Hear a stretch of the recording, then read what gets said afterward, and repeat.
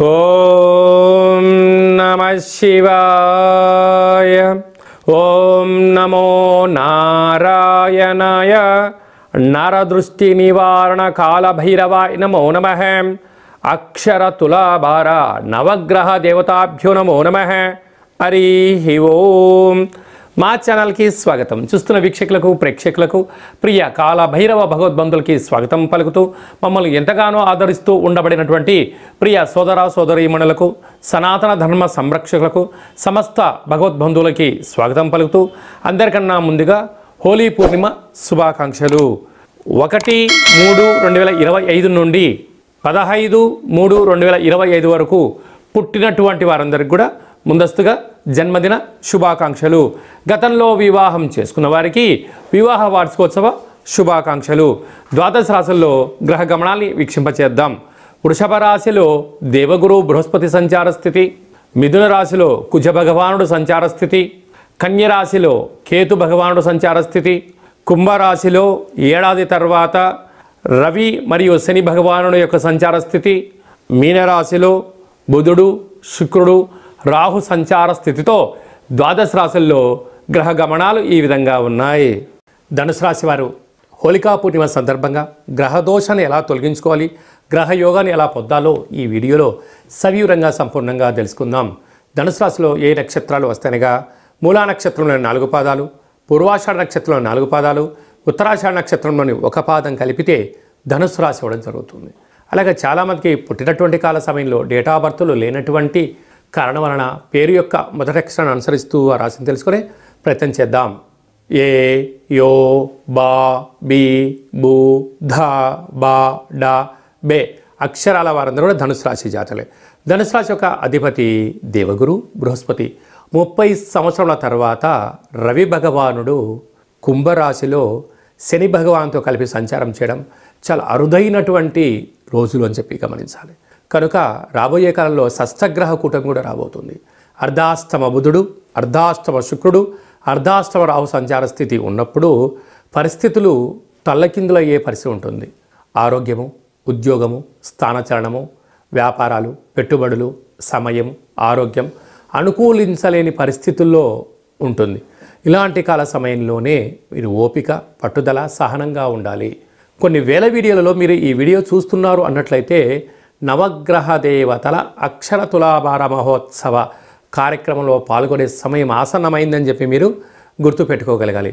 ఈ పూజలో పాల్గొనడం వలన గ్రహదోషము తొలగి గ్రహయోగం కలిగి అద్భుతమైన ఆనందం పొందుతుంది. ఎందుకనగా 30 సంవత్సరాల తర్వాత రవి భగవానుడు శనితో సంచారం చేయడం, అలాగే రవి గ్రహ అక్షర తులాభారంలో పాల్గొనడం, శనివారం రోజున శని భగవానునికి తులాభారంలో పాల్గొనడం, 3 గ్రహాలు బుధుడు రాహు శుక్రుడు ఉండడం వల్ల కేవలం ఒక 27 సార్లు నామాన్ని స్మరించడం వలన, వ్రాయడం వలన, పూజలో పాల్గొనడం వలన గ్రహదోషం తొలగిపోతుందని చెప్పి గమనించాలి. అలాగే 6వ స్థానంలో దేవగురు బృహస్పతి శత్రు సంతానస్థితి, సప్తమంలో కుజుడు కుజదోష యొక్క ప్రభావం కనుక గ్రహాలు అంతగా అనుకూలంగా లేవు కనుక మీ జన్మ నక్షత్రం రోజున పూర్ణిమ అష్టమి తిథులందున వాగ్వివాదాలకు దూరంగా ఉండండి. మౌనం, ధ్యానం, ఏకాగ్రత, సత్ప్రవర్తన, సూర్యారాధన, ఆపై భగవంతుడి యొక్క ఆశీస్సుల వలన ఈ గడ్డు కాలాన్ని దాటవేసే మానవ ప్రయత్నం చేయండి. సాఫ్ట్వేర్ ఉద్యోగస్తులు, హార్డ్వేర్ ఉద్యోగస్తులు, యూట్యూబ్లు, వాట్సాప్లు, ఫేస్బుక్లు, క్రియేటివిటీ రంగాలుగా ఉండబడిన వారు, జర్నలిజం రంగంలో ఉండిన వారు, క్రియేటివిటీ రంగంలో ఉండబడిన వారికి చాలా ఓపిక, సహనం అవసరం అని చెప్పి గుర్తుపెట్టుకోగలగాలి. ఈ మార్చి మాసంలో అలాగనే పాల్గొన మాసంలో ముఖ్యమైనటువంటి తిథుల గురించి క్లుప్తంగా సవివరంగా సంపూర్ణంగా తెలుసుకుందాం. 6వ తారీఖున 3వ నెల 2025వ తారీఖున అక్షయ కాళభైరవాష్టమి కనుక కష్టకాలంలో ఉన్నప్పుడు దైవనామస్మరణ చేయడం, ఆధ్యాత్మిక చింతన ఉండడం, గృహంలో దీపం వెలిగించడం వల్ల సకల అష్ట కష్టాలు తొలగిపోతాయని చెప్పి గమనించాలి. 13వ తారీఖున పాల్గొనమాస శుద్ధ పూర్ణిమ హోళికా పూర్ణిమ చేస్తూ ఉంటాం కనుక కామద దహన కార్యక్రమంలో పాల్గొందాం, స్వామివారి యొక్క ఆశీస్సులు పొందుదాం, అఖండ అష్ట కష్టాలకు స్వస్తి పలుకుదాం. ఎందుకనగా రంగుల హేళి అంటే ఆట అని చెప్తూ ఉంటారు. అంటే సహజ సిద్ధమైనటువంటి రంగులతోనే దయచేసి అందరూ ఆడుకోండి. కలుషితం నీటితోనే ఆడుకోండి. కళల కొత్త ప్రపంచానికి స్వాగతం పలకబోతున్నాం. ఎందుకనగా ఈ సంవత్సరానికి చివరి పూర్ణిమ అవడం వలన రంగుల హోళీ అంటారు. అంటే మనకు కొన్ని ప్రాంతాల్లో కొత్త పూర్ణిమ, వచ్చేటువంటి అమావాస్యను కొత్త అమావాస్య అంటారు. అంటే పాతదనానికి వీడుకోలు పలుకుతూ కొత్తదనానికి స్వాగతం పలుకుతూ ఉంటూ ఉంటాం.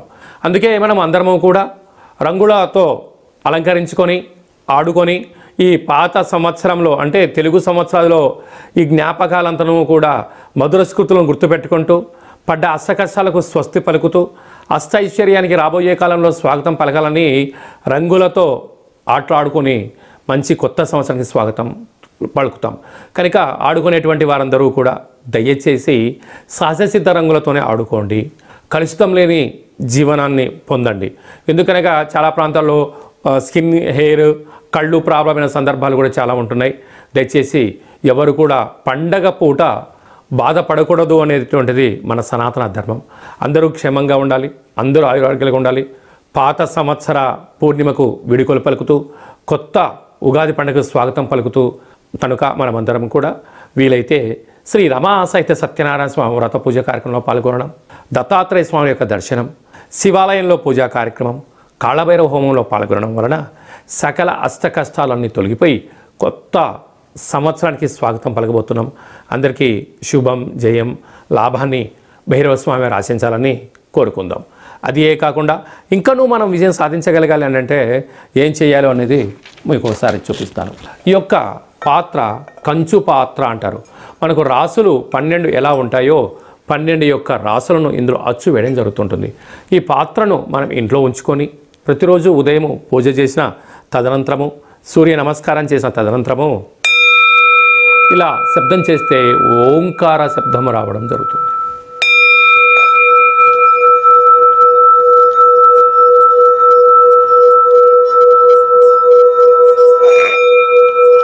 ఈ శబ్ద తరంగాన్ని ఇంట్లో సృష్టించడం వలన, ఓంకార శబ్దం వలన ఇంట్లో ఉండబడినటువంటి జ్యేష్ఠాదేవి అనగా దరిద్ర దేవత బయటికి వెళ్ళడం, లక్ష్మీమాత గృహంలోకి గళ్ళు గళ్ళుమంటూ రావడం జరుగుతుంది. కనుక ఈ కాళభైరవ స్వామికి అక్షయపాత్ర, కాళభైరవ స్వామికి పిరమిడ్లు, డాలరు, కంకణము మీకోసం ప్రత్యేకంగా కాళభైరవ హోమాన్ని చేయించి వీడియో కాల్ ద్వారా చూపించి 27 రకాల వస్తువులతో దిష్టి తీయించడం జరుగుతుందని చెప్పి కూడా గమనించాలి. అలాగే మనం నవగ్రహాల చేత బాధపడే వాళ్ళమందరము కూడా ఓ చిన్న రెమెడీ పరిహార కార్యక్రమాన్ని కూడా ఏర్పాటు చేయడం జరుగుతుంది. కళౌ వెంకటేశ్వర అంటారు. అంటే కలియుగ కాలంలో వెంకటేశ్వర స్వామిని స్మరించిన, ధ్యానించిన యోగదాయకం అని చెప్తారు. కనుక గ్రహ దోషాలు, సకల దోషాలు తొలగిపోయి వాటిని నశింపజేసే శక్తి భగవంతుడికి ఉంటుంది. అలాగని మనకు ప్రతి నెలలో మనకు ఆదివారము, సోమవారము, మంగళవారం అని చెప్పి 4 మంగళవారాలు, 4 శనివారాలు లేక 5 సోమవారాలు వస్తూ ఉంటాయి.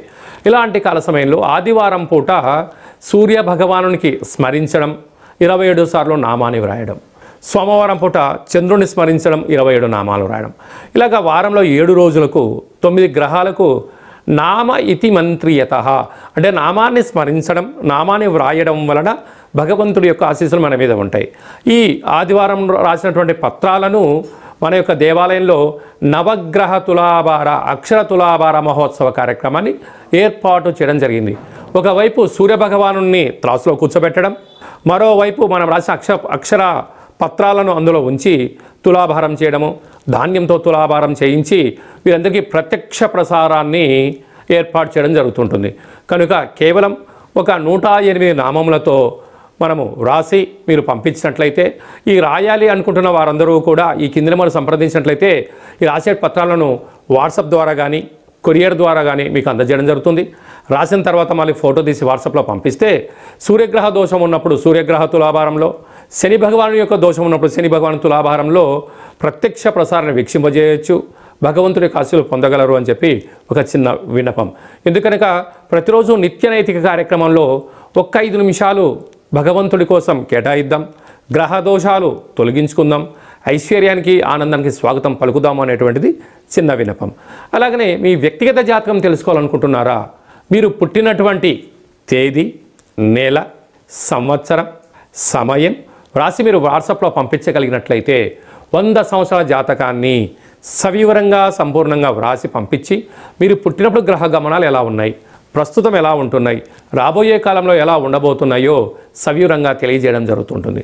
మన దగ్గర అదే కాకుండా డేటా ఆఫ్ బర్త్లు లేనటువంటి వారికి మీ పేరు యొక్క మొదటి అక్షరాన్ని అనుసరిస్తూ రాశిని తెలియజేస్తూ రాశి యొక్క స్థితిగతులను మీకు తెలియజేస్తూ రమణ శాస్త్రం ద్వారా అనగా కాళ్ళ భైరవ ఉపాసన చేత గవ్వల ద్వారా భూత భవిష్యత్ వర్తమానాన్ని తెలియజేయడం జరుగుతుంది. అలాగే పుట్టినటువంటి పిల్లలకు ఆధ్యాత్మికమైన నామాలు ఎలా పెట్టాలో మీరు ఏమైనా సతమతమవుతుంటే ఆ పుట్టినటువంటి సమయాన్ని రాసి పంపించినట్లయితే ఆధ్యాత్మికమైన నామాలను కూడా మీకు రాసి పంపించడం జరుగుతుంది. అలాగనే ప్రేమికుల మధ్య విభేదాలు కానీ భార్యాభర్తల మధ్య ఆటంకాలు కానీ స్వల్పంగా ఉన్నప్పుడు చిలికి పెద్దగా చేసుకొని పోలీస్ స్టేషన్లు గొడవలు అంటే విడిపోయే పరిస్థితి అలాగా తెచ్చుకోకుండా సమస్య ఎందుకు వస్తుంది, వాటిని నివారించడం ఎలా అనే విషయాన్ని తెలుసుకున్నట్లయితే మనం సంపూర్ణమైనటువంటి స్వామివారి యొక్క సేవలో ఆధ్యాత్మిక చింతనగా ఉంటూ దైవనామాన్ని స్మరించడం వలన మిమ్మల్ని అద్భుతమైనటువంటి ఈ కష్టాలకు స్వస్తి పలికి ఐశ్వర్యం స్వాగతం ఎలా పలకాలో తెలియజేయడం జరుగుతుంది. కనుక ఆసక్తి గలవారు ఈ కింద అపాయింట్మెంట్ తీసుకొని సంప్రదించగలరు. అందరికీ శుభం, జయం, లాభం జరగాలని కోరుకుంటూ కొత్త పూర్ణిమకు స్వాగతం పలుకుతూ ఈ సంవత్సరానికి విడుకోలు పలుకుతూ రంగుల హోళీ శుభాకాంక్షలు మరొకసారి అందరికీ ఆశీర్వచనం. శతమానం భవతి శతాయు పురుష సతేంద్రియ ఆయుష్యేవేంద్రియే ప్రతిష్టతి. ధనం ధాన్యం బహుపుత్రలాభం శత సంవత్సరం దీర్ఘమాయు. సర్వే జనా సుఖినో భవంతు. లోకా సమస్తా సుఖినో భవంతు. సర్వం నవగ్రహ దేవత అక్షరతులాభార దేవతార్పణమస్తు. హరి ఓం. ఈ వీడియో మీకు నచ్చినట్టయితే లైక్ చేయండి, షేర్ చేయండి, మా ఛానల్ని సబ్స్క్రైబ్ చేసుకోండి. మేము చేస్తున్న ఆధ్యాత్మిక వీడియోలు అందరికన్నా ముందుగా మీరు వినాలి అనుకుంటున్నట్టయితే ఆలనా బటన్ తెలియచేయండి. ఈ యొక్క వీడియోని భగవద్బంధులకు, మిత్రులకు, స్నేహితులకు చేరవేసి వారి క్షేమం గురించి కూడా మీరు ఆలోచించే ప్రయత్నం చేయండి. సర్వత్రా శుభం, జయం, లాభం కలుగుతుంది.